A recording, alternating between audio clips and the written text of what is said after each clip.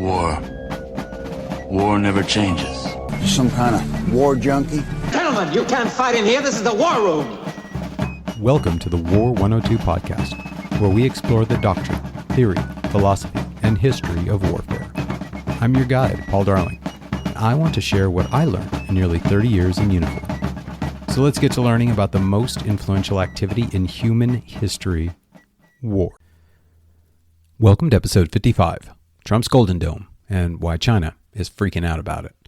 Every now and then, a subject comes up that I actually know something about, and this is one of those subjects.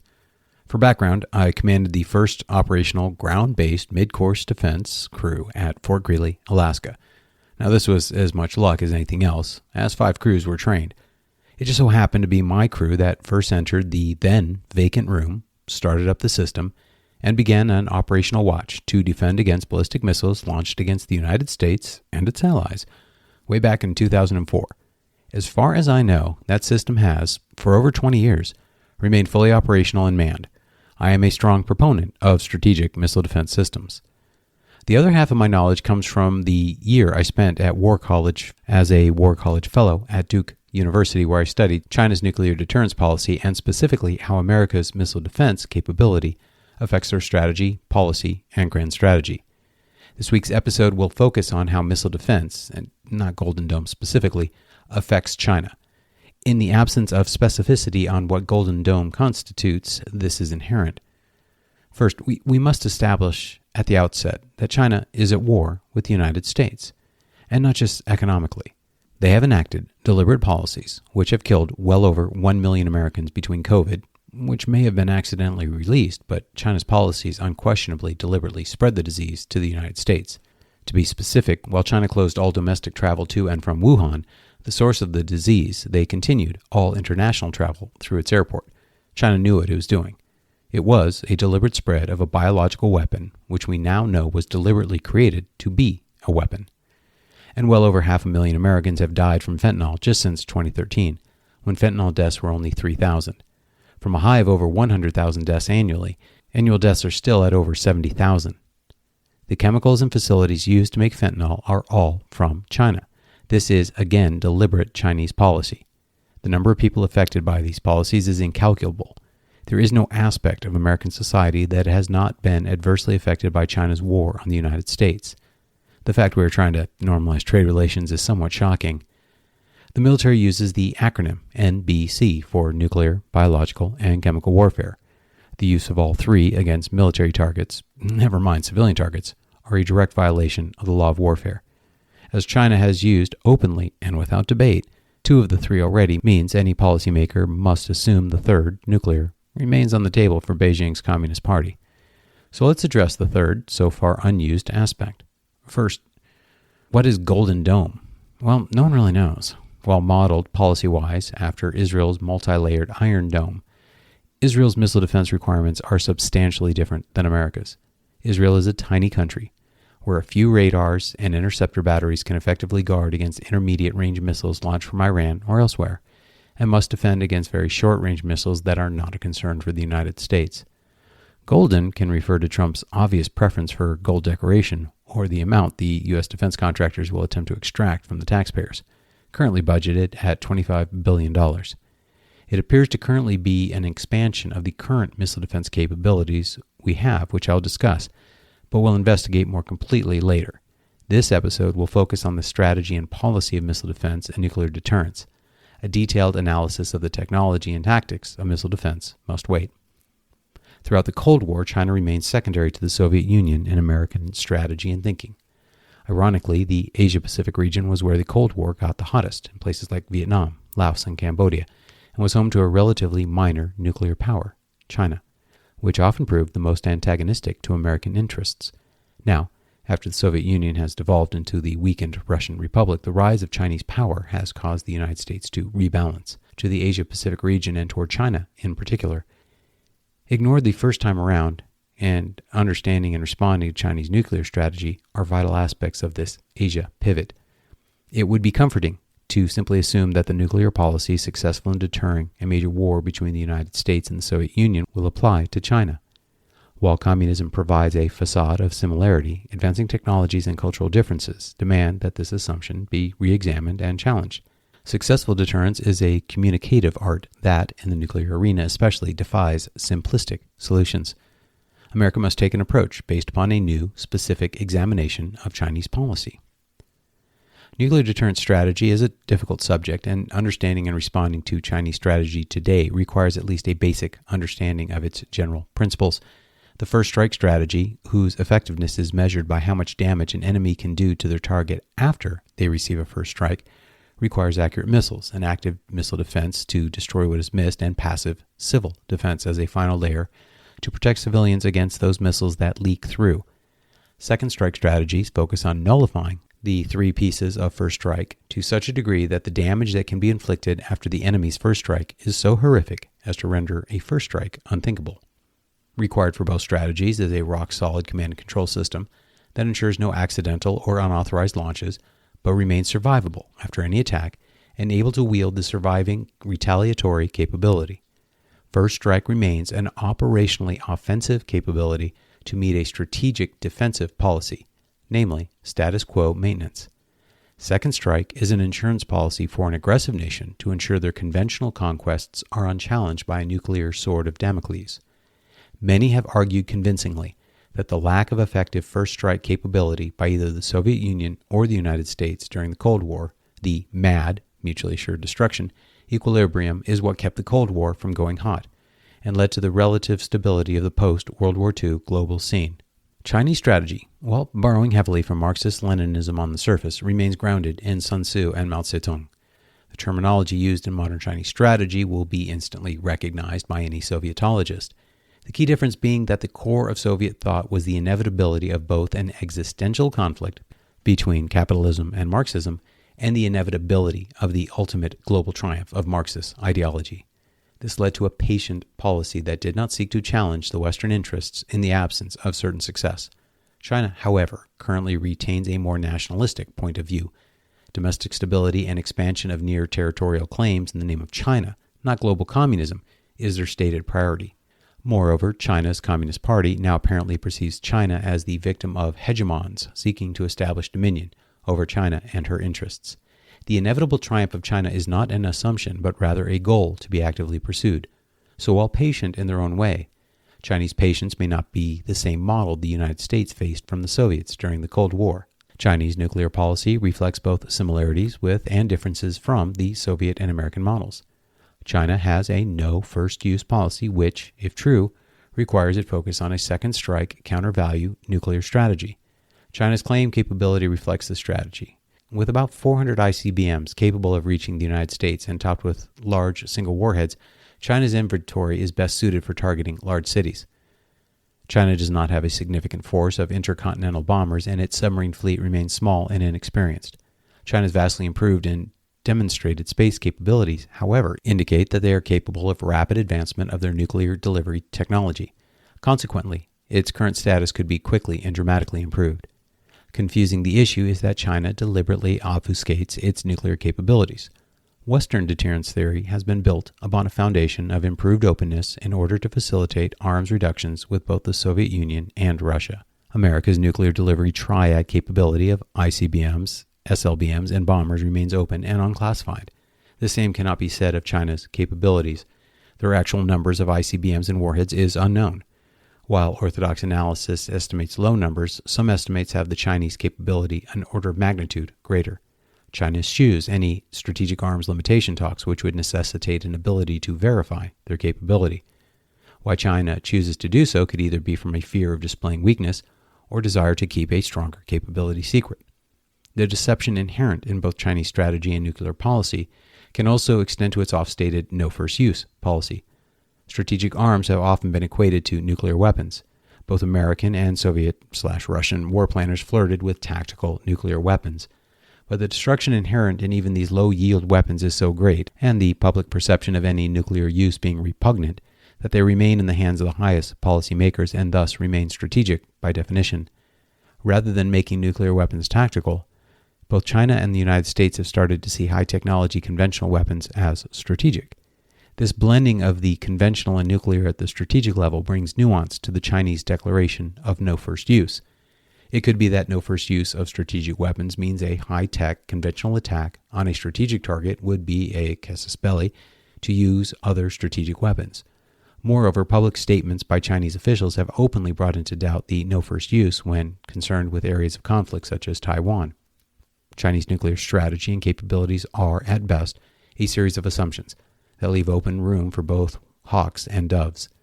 The transparency that many believe brought stability to the Cold War remains an elusive goal when dealing with Chinese nuclear deterrence. Hans Morgenthau reminds us that we must view these principles from a current Chinese perspective. Despite our primary focus on the Soviet Union, China was keenly aware that any nuclear capability effective against the Soviet Union would be overwhelming if directed against China. Furthermore, American capabilities were often explicitly directed against China. The U.S. nuclear arsenal was seen as a check on Soviet aggression in Western Europe, and they were also used during the Korean conflict, not against North Korean troops, but as a lever against China. President Eisenhower and CIA Director Allen Dulles attributed the threat to use nuclear weapons as the primary tool to break the stalemate with China in Korea. China was ultimately forced not only to accept the status quo ante bellum, but also a humiliating abandonment of their policy of forced repatriation for communist prisoners. From 1954 to 1958, China was again subjected to the threat of nuclear retaliation several times. The purpose of the highly contentious Area Defense Sentinel system was explicitly stated by Secretary of Defense Robert McNamara to counter the Chinese nuclear threat, not the Soviet one. While this public proclamation could be seen as simply verbally assuaging Soviet and domestic concerns of destabilizing the nuclear balance, it can also be seen prima facie as an undue U.S. fear of Chinese nuclear intentions. Several times during the Cold War, deterrence implicitly designed against Soviet capabilities was explicitly focused on China. Today, both the Russian and American nuclear inventories are greatly reduced. On the U.S. side, the First Strike ICBM force has been slashed to only 450 warheads. And while incapable of severely reducing the Soviet land-based retaliatory capabilities, it provides an intimidating threat against the most likely Chinese capability. Several U.S. warheads could be targeted against each Chinese ICBM.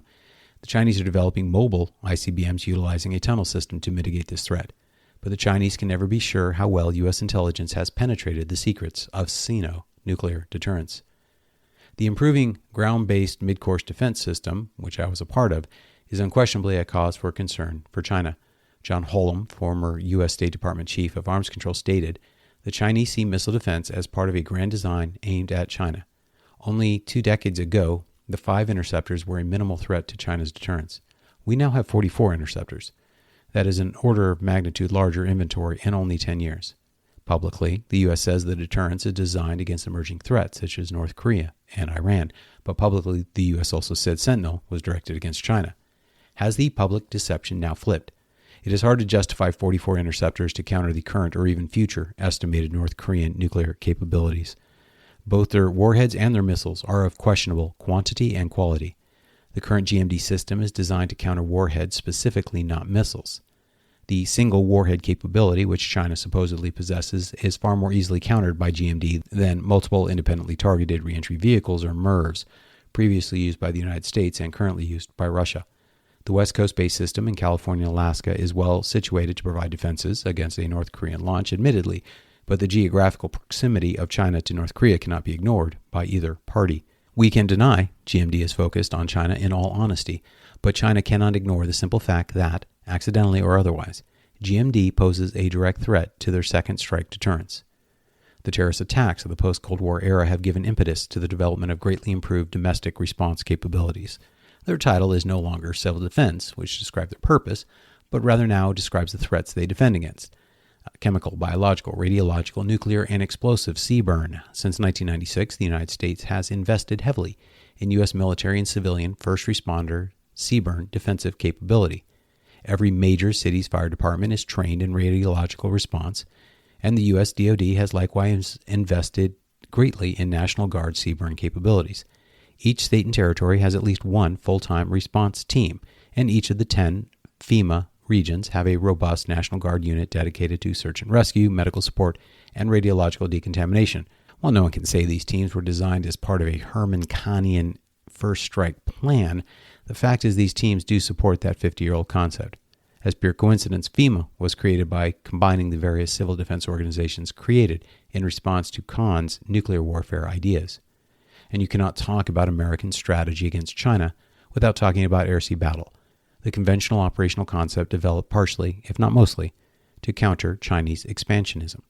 The details of ASB change as required, but the original and most bellicose description came from the Center for Strategic and Budgetary Analysis, which described utilizing advanced conventional strike capabilities to target not only China's conventional military, but also its command and control.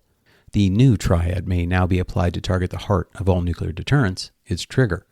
So while air-sea battle may specifically decline a nuclear integration if successful in its implied operational objective of isolating the political control of its enemy's military, it would effectively and surgically neuter its nuclear deterrence as well. Remember, too, China sees conventional high-tech warfare as a part of modern nuclear combat. Here we have four separate elements of the U.S. defense establishment, seemingly developed independently combining to counter China's current estimated nuclear deterrence. If the heart of stability is found in the sanctity of both parties' second strike force, then we are rapidly approaching an increasingly unstable future vis-a-vis China, and from this assumption, predictive analysis is possible. The sine qua non of superpower sovereignty is effective nuclear deterrence. China must respond in the face of openly stated American capabilities and operational concepts. The Golden Dome expansion can expect to be countered through an increased warhead count, either through more ICBMs or the development of a MIRV capability. And while a Chinese nuclear submarine force is being developed, the U.S. anti-submarine warfare has an 80-year history of success. It would be questionable for China to invest its deterrence capability in submarines so early in its own history of submarine warfare. To increase survivability, China is already investing in endo-atmospheric hypersonic capabilities for its warheads, and this could conceivably nullify GMD's capabilities, though its technological viability is still questionable. China may continue to openly state a no-first-use policy, but expect Chinese opaqueness to render the truth of these statements questionable. American policymakers must be sure to be as inclusive as possible in determining exactly what no first use means, with every conceivable nuance taken into account. Finally, China may utilize the brute force mechanism of simply building an unassailably large arsenal of missiles. A new arms race may be the only technologically viable mechanism available for China to maintain a reliable second strike, and as long as air-sea battle maintains its insistence upon striking the Chinese mainland, a more decentralized nuclear command and control mechanism is a logical counter. The combination of larger nuclear forces and an increasingly decentralized command structure might be the price China must pay.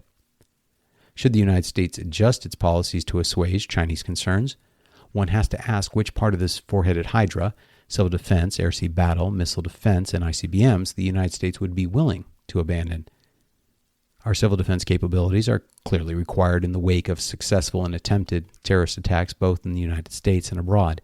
Its linkage to our nuclear posture is a vestige of a generation past. It is by far the weakest aspect of any first strike capability, and one that most likely enjoys the highest level of public support.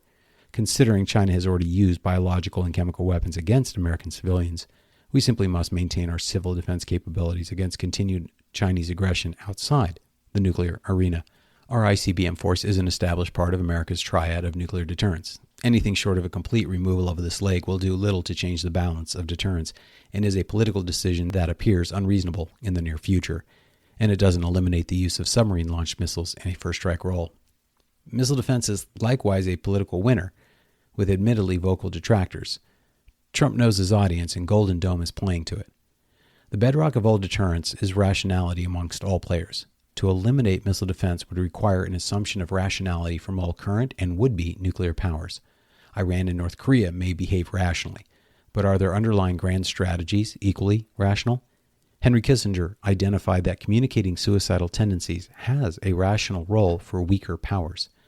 U.S. policymakers would be betting the lives of hundreds of thousands of Americans on the rationality of the current and any future North Korean dictator. The number of interceptors, rather than the program itself, is the most likely mechanism to adjust China's possibly negative perspective. But with Golden Dome, it now appears that rather than assuage China's nuclear concerns, we will exasperate it. I say this not as an indictment on threatening China. We must do far more than we already are. I simply state that this will generate a reaction from China, who has already demonstrated its willingness to attack and kill American civilians with unconventional means. I would say air-sea battle must be reappraised from a nuclear deterrence perspective.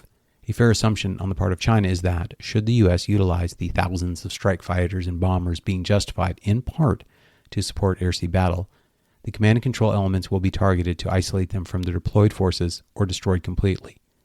That these C2 elements might also control China's nuclear deterrence cannot be ignored, even if the United States adopts a clearly limited strategy. This does not mean that Chinese fear of India or Russia taking advantage of their weakness is removed. We must see the targeting of high-level command and control elements in China as a nuclear-level provocation and treat it as such. Thus far, China has eschewed meaningful participation in strategic arms limitation talks.